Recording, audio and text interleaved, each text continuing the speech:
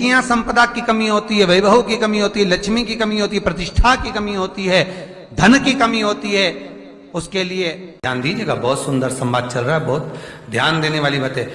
छोड़ मत देना, एक लोटा पानी बिल्कुल मत छोड़, जपे जा, लगे जा, करे जा। अगर तेरे घर में लक्ष्मी नहीं आ रही हो तो कमल गट्टे को पानी में डाल, शिव जी को चढ़ा करा। कमल का फूल बाजार में मिल रहा हो, जब तक कमल का पुष्प बाजार में मिले तब तक एक कमल का पुष्प। महाराज, कोई बच्चा एग्जाम में बैठ रहा है, सीए की पढ़ाई कर रहा है, कोई बहुत बड़े एग्जाम में बैठा, पास हो ही नहीं रहा, बहुत हार गया, बेलपत्री की माला चढ़ाई। पर बेलपत्र की जो माला है वो केवल प्रदोष पर चढ़ती है, श्री हनुमान जी महाराज।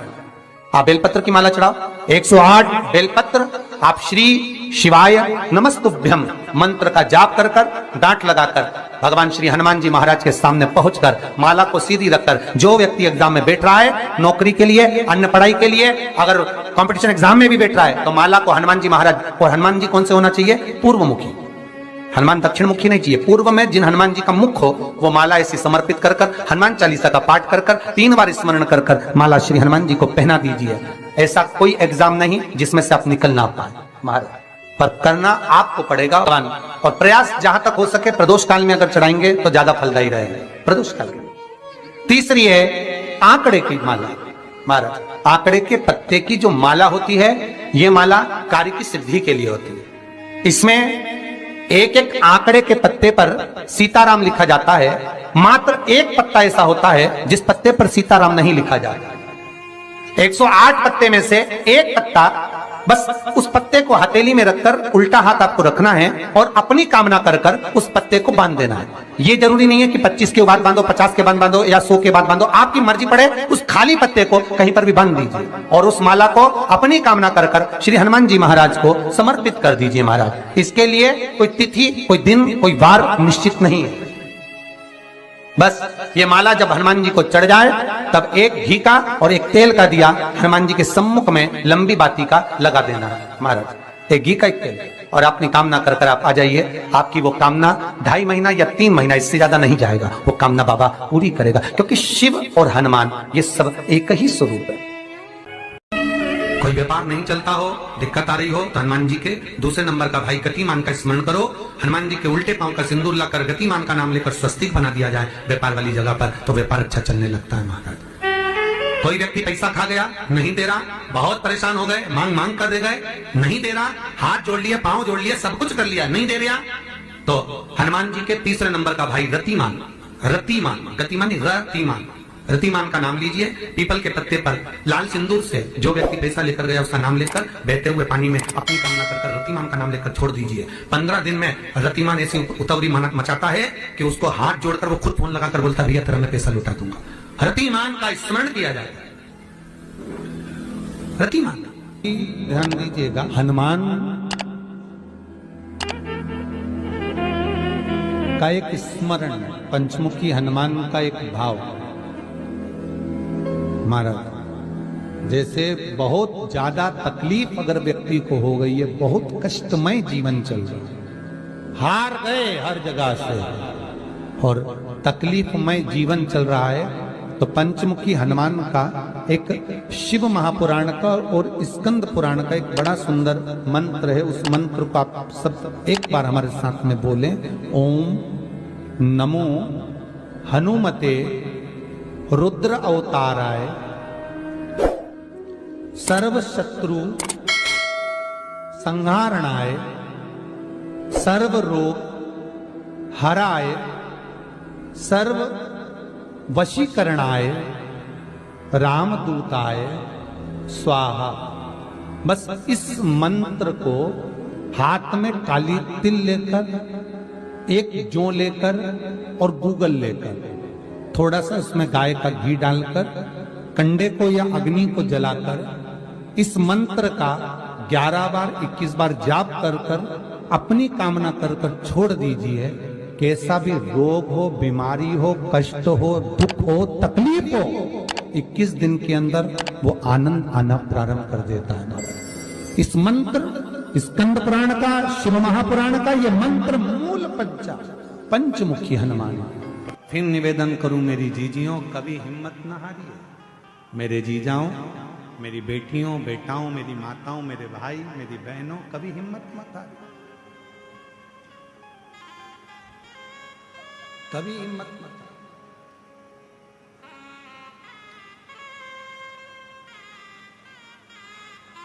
खुद पर विश्वास रखो और देवाधिदेव महादेव पर विश्वास रखो।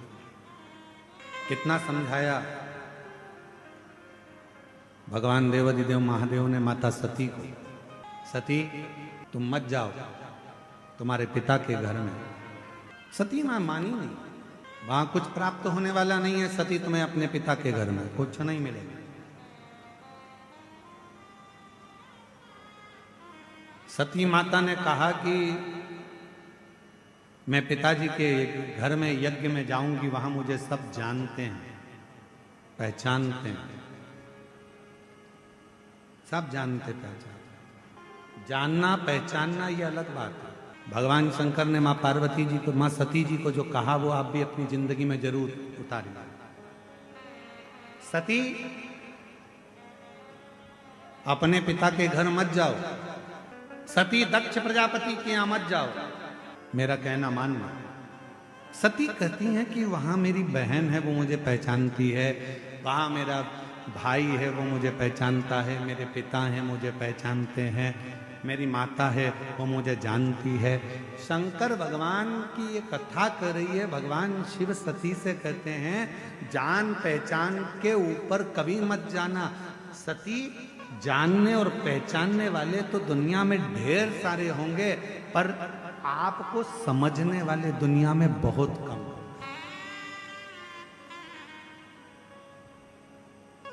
आपको समझने वाले कम।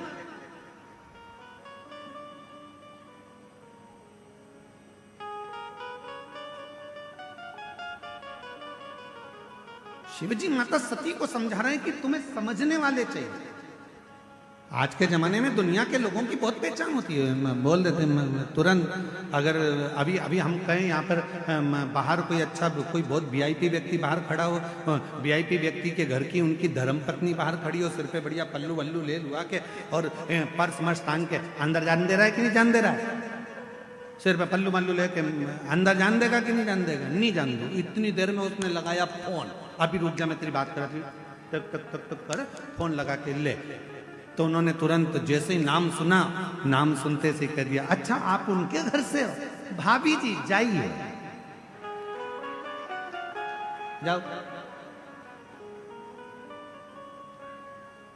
अब जरा विचार करो, जरा सा फोन लगाया, नाम बताया और बाहर खड़े हुए किसी व्यक्ति ने, वो बाउंसर ने तुमको अंदर जाने दिया। नाम का इतना फल है, जरा विचार करो, पहचान का इतना फल है। तो तुम्हारी पहचान उस ऑफिसर से थी, उसका नाम लेते से ही तुम अंदर आ गए, तो जरा विचार करिए, जैसे ही श्री शिवाय नमस्तुभ्यम कहोगे वैसे ही तुमको भी प्रवेश वैकुंठ में मिल जाए। वैकुंठ। फिर निवेदन करूं इस व्यासपीठ के माध्यम से कि उधार भी सोच कर दो और प्यार भी सोच कर। 50 बार विचार करिए, 50 बार, हजारों हजार बार विचार करिए, तब जाकर किसी को उधार दीजिए। और हजारों बार विचार कर लो कि ये व्यक्ति तुम्हारे लायक है कि नहीं। कई लोग हमसे कहते हैं गुरुजी बेटे का ब्याह करना है, कोई कहता गुरुजी बेटी का ब्याह करना है, हमारी बेटी की अब उम्र हो गई है, शादी करना है, बेटी का ब्याह करना है, गुरुजी पक्का नहीं हो रहा, गुरुजी पक्का नहीं हो रहा है। हम उनसे कहते हैं इतनी जल्दी मत करो, ब्याह करना सरल है, शादी करना सरल है, दहेज देना सरल है, दूल्हा ढूंढना सरल है, पर एक बात याद रखना, बेटी का विवाह करने के लिए कोई कमी नहीं है, आप अच्छे से कर सकते हो, बेटी ब्याह सकते हो, पर दुनिया का सबसे कठिन काम अगर कुछ है तो अपनी बेटी के लिए वो वर ढूंढना जो तुम्हारी बेटी का आदर करे, सम्मान करे, सत्कार करे और उसको साथ लेकर चले। ऐसा वर ढूंढना कठिन है। मकान देख लोगे, जमीन देख लोगे, जायदाद देख लोगे, पेट्रोल पंप देख लोगे, गाड़ी बंगला देख लोगे कि लड़की के लिए सब कुछ दिख रहा है, पर लड़की के लिए जिससे तुम शादी करने वाले हो, जिस लड़के से तुम ब्याहने वाले हो, उसको देखना जरूरी है कि ये कैसा है। गाड़ी और बंगला, जमीन और जायदाद तो बेटी के अगर भाग्य में होगा तो मिल जाएगा, भाग्य में नहीं होगा तो वो सारा समाप्त भी हो जाएगा। लड़का ठीक है कि नहीं, व्यवहार ठीक है कि नहीं, उसका स्वरूप अर्थात वो कहीं गलत संगत में तो नहीं पड़ा, व्यसन में तो नहीं पड़ा, मदिरापान में तो नहीं पड़ा, मांसाहार में तो नहीं पड़ा। मालूम पड़े दिन रात को 12, 1, 2 बजे तक आ रहा है और मालूम पड़े बेटी आंखों से आंसू बहा रही हो, तो वो गाड़ी, वो बंगला, वो पेट्रोल पंप, वो जायदाद, वो जमीन किस काम की, किस काम? स्वयं जगत जननी जगदम्बा अम्बा मां पार्वती जी नंदी के पास बैठकर शिव की चर्चा करती हैं। इसलिए निवेदन है, यदि कभी मौका लगे आपकी जिंदगी में, कभी जीवन में अगर ऐसा लगे कि बहुत दुख है, बहुत तकलीफ है, बहुत कष्ट है, एक बेलपत्र अपने हाथ में रखो, उल्टे हाथ में, सीधे हाथ से उस बेलपत्र पर अपना हाथ रखिए, नंदीश्वर महादेव का स्मरण करिए, 7 बार श्री शिवाय नमस्तुभ्यम कहिए। फिर उस बेलपत्र को सीधे हाथ में रहकर, जो नंदी शिवजी के मंदिर में है, दोनों सींग है, उस सींग के ठीक पीछे नंदी का उभरा हुआ भाग है, उस भाग पर नंदीश्वर शिवलिंग का स्मरण कर कर बेलपत्र को चढ़ा दो। इस टंडी का भाग पूंछ की ओर होना चाहिए, पत्ते का भाग मुख की ओर हो, और उस बेलपत्र को बाबा के चढ़ाकर, कितना भी दुख हो जिंदगी में, कितना भी कष्ट हो, नंदीश्वर महादेव का जब स्मरण आप करने लगते हो तो धीरे धीरे वो दुख कटना प्रारंभ हो जाता है, शिव हाथ पकड़ना प्रारंभ हो। नंदीश्वर शिव ओघड़दानी है। और जो जैसी 17 साल के बाद बच्चा हुआ है, एक बार जोरदार ताली बजाकर स्वागत। जो जैसी वो वैसा ही फल पाया, नहीं खाली उसे लौटाया, वो मन ही मन हर्षाया, और कर दिया माला माल काशी वाले ने, लुटा दिया भंडार काशी वाले ने, लुटा दिया भंडार काशी वाले ने, कर दिया माला माल काशी वाले। शिव कथा कर रही है, भगवान शंकर का पवित्र चरित्र कर रहा है। पार्वती मैया यदि शिव को प्राप्त करी है, भगवान शंकर को प्राप्त करी है, तो नंदी की ही कृपा हुई, नंदीश्वर। कहते हैं पार्वती मैया जब छोटी अवस्था में, बाल्य अवस्था में थी, तभी से शिव की आराधना में लगी रहती।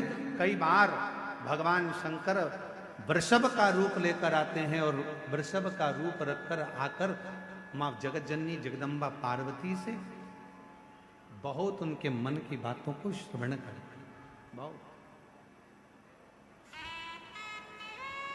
ऐसी मां जगत जननी। बोला नंदीश्वर महादेव की जय। नंदीश्वर। और कहते हैं कि बाल्यावस्था में एक बार मां जगत जननी जगदम्बा मां पार्वती मैया, मां जगत जननी जगदम्बा मां पार्वती जी एक बार बाल्यावस्था में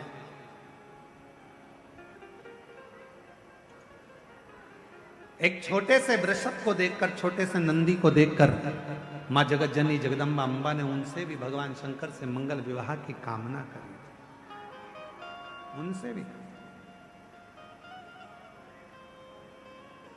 और मंगल विवाह की कामना करी। महाराज आज वही शिव की आराधना का सुंदर फल आनंद मां जगत जननी को मिला।